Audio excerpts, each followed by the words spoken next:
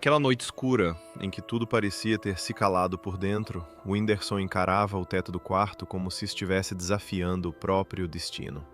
O quarto estava silencioso, mas por dentro dele, um furacão.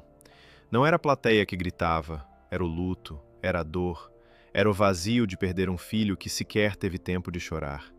Ninguém nasce pronto para isso, e ali, deitado sem conseguir dormir, algo surgiu. A vontade de transformar o choro em suor e a dor em disciplina. Ele não queria apenas escapar da tristeza, queria encará-la de frente, soco a soco. O boxe chegou como quem não pede licença, uma lembrança de infância, um sonho que tinha ficado preso entre vídeos engraçados e palcos lotados. Em meio à fama, à comédia, às luzes do sucesso, Whindersson sempre teve um lado que ninguém via. O lado do menino franzino do interior, que queria ser forte, não para os outros, mas para si mesmo. Começou a treinar em silêncio, sem holofotes, cada jab era um grito preso, cada round no saco de pancadas era uma conversa com os próprios fantasmas. Quando aceitaram seu nome para enfrentar Popó, uma lenda viva, um monstro sagrado do boxe, muitos riram. Outros disseram que seria massacre. Mas o que ninguém sabia é que o Whindersson não subia ali para vencer um campeão mundial. Ele subia para vencer o próprio passado, as cicatrizes, os traumas. E quando o gongo tocou no ringue lotado, havia algo em seus olhos que não tinha nada a ver com fama. Era fogo, era redenção. O empate foi oficial, mas quem viu, sentiu. Ali, o Whindersson tinha vencido muito mais do que um round. O que começou como catarse virou missão. Após Popó, o mundo se abriu. Lutas na Polônia, torneios na Europa, vitórias suadas e derrotas dignas. Cada luta, uma nova camada de si mesmo sendo revelada. Não era mais sobre mostrar que conseguia, era sobre continuar, apesar de tudo. E enquanto muitos viam apenas um comediante em um ringue, quem prestava atenção via o contrário. Um guerreiro que usava a comédia como armadura e o boxe como cura. Que tinha enfrentado na vida real, já era uma vitória gigante. Depois do torneio, vieram os convites, as entrevistas, os elogios. Mas Whindersson estava mais calado. Não buscava palco. Não buscava holofote. Ele só queria lutar. Não por fama, mas porque, pela primeira vez, tinha encontrado algo que fazia sentido mesmo quando tudo o resto parecia desmoronar. O ringue era o único lugar onde ele podia ser inteiro, sem precisar sorrir forçado. Aos poucos, o Brasil começou a enxergar diferente. Já não era só o cara engraçado do Piauí, era o cara que, mesmo com todas as cicatrizes, continuava em pé.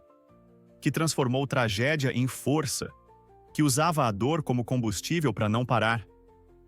Jovens começaram a treinar boxe por causa dele. Influenciadores começaram a falar de saúde mental, de superação. Ele tinha virado um símbolo. Não de perfeição, mas de verdade. Em entrevistas, ele dizia que ainda tinha medo, que ainda chorava, que ainda sentia falta. Mas também dizia que estava aprendendo a viver com tudo isso. Que a luta mais difícil não era contra um oponente, mas contra o próprio abismo interno. E que, a cada soco, a cada gota de suor, ele se sentia mais vivo, mais presente, mais perto de algo que nem ele sabia explicar, mas que o mantinha de pé. E assim, entre vitórias e derrotas, palcos e ringues, Whindersson foi se refazendo. Não como quem esquece a dor, mas como quem aprende a carregar. A cada luta, ele deixava um pouco do peso para trás. E ganhava algo novo: respeito.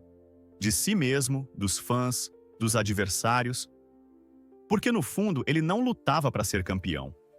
Lutava para não desistir de ser ele mesmo. Naquela manhã sem cor, em um bairro afastado de São Paulo, Whindersson entrou na academia como quem carrega o mundo nas costas, mas ainda assim escolhe caminhar. Ninguém sabia que ele viria. Estava só, vestido com um moletom largo, fones de ouvido e o capuz cobrindo parte do rosto. O porteiro o reconheceu, mas não disse nada. Havia algo em seu silêncio que pedia respeito. Ele subiu as escadas devagar, abriu a porta do tatame e respirou fundo como se fosse a primeira vez. O espaço estava vazio, e mesmo assim parecia cheio de memórias.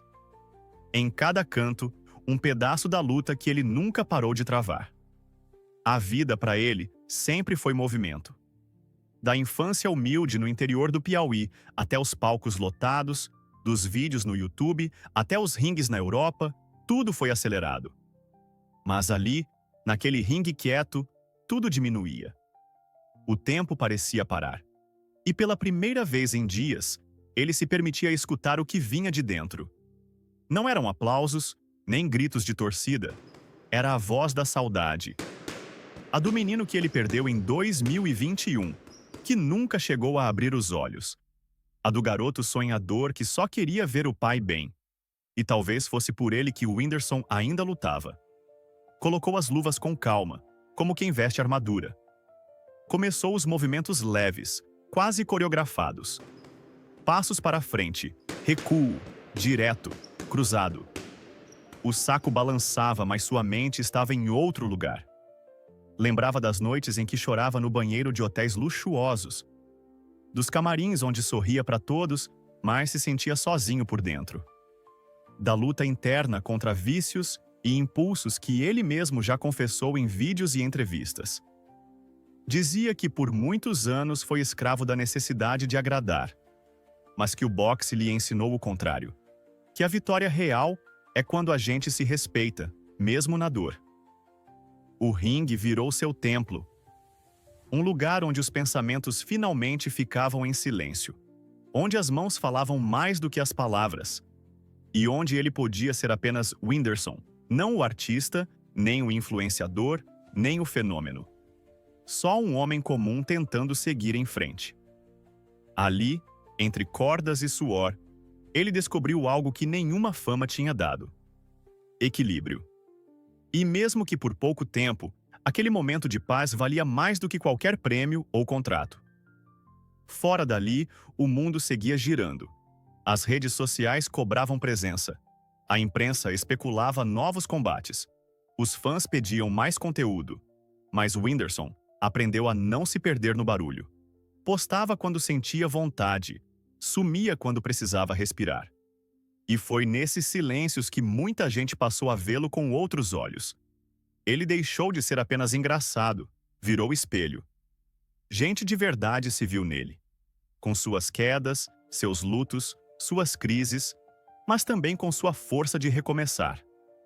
Ele passou a dar mais palestras, visitas silenciosas a projetos sociais e se envolveu com instituições que apoiam jovens com depressão e ideação suicida. Falava de fé, mas não aquela ensaiada. Uma fé simples, crua, do tipo que se busca em dias escuros. Já contou que chegou a pensar em tirar a própria vida, mas que algo dentro dele, talvez Deus, talvez o amor de alguém, talvez o medo, o fez parar. E foi depois disso que começou a dar murro no saco de pancadas, como se sua vida dependesse daquilo, porque no fundo, dependia mesmo. Numa entrevista ao Flow Podcast, ele contou que o boxe não salvou sua carreira, mas salvou sua cabeça. Disse que se não tivesse começado a treinar, talvez não estivesse mais aqui. Que cada manhã de treino era uma escolha pela vida. E que, embora o público enxergasse o espetáculo, o verdadeiro milagre estava no dia a dia. Acordar, calçar a luva e seguir mesmo quando tudo dizia para parar. Ele nunca escondeu a vulnerabilidade, e foi justamente isso que o transformou em alguém ainda maior. Durante uma de suas lutas internacionais na Europa, ele sofreu um corte no supercílio, sangrou bastante e mesmo assim continuou. Não havia plateia brasileira ali, só o árbitro, o adversário e a dor. Mas ele ficou. Não pediu tempo, lutou até o fim. Perdeu aquela noite, mas saiu do ringue aplaudido de pé. Porque coragem é isso, continuar mesmo sem certeza de vitória. E desde então, tem sido assim com ele. A vida não entrega troféus fáceis, mas entrega momentos como esse, em que se sai do chão mais forte do que quando entrou. Depois dessas batalhas, ele mudou o tom. Começou a escrever mais, a cantar músicas que falam sobre saudade, propósito, fé. Algumas vezes compartilhou trechos de cadernos onde anotava pensamentos profundos. Às vezes a gente não quer vencer o mundo, só quer acordar sem culpa. Ou, o choro que engoli hoje vai ser força para não cair amanhã. Trechos simples, mas que tocavam milhares de pessoas que também estavam se equilibrando no fio da vida. Certa vez em Teresina, durante uma visita ao bairro onde cresceu, ele foi até a antiga casa da avó. O portão estava diferente, o chão mais seco, mas a energia era a mesma.